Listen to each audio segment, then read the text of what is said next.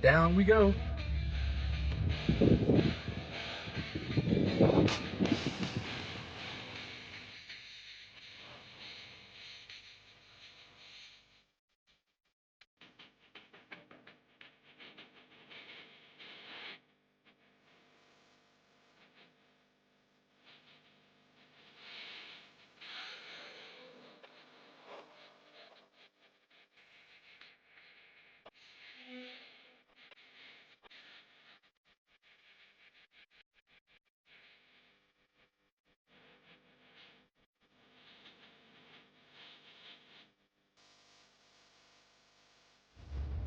Whoever's place that is, it's freaking sick.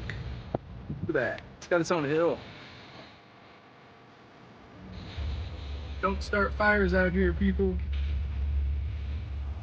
Observe this, because it's absolutely beautiful.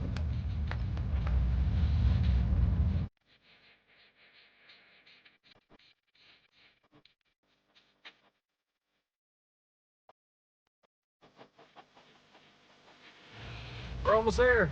You can just barely see the rump through there.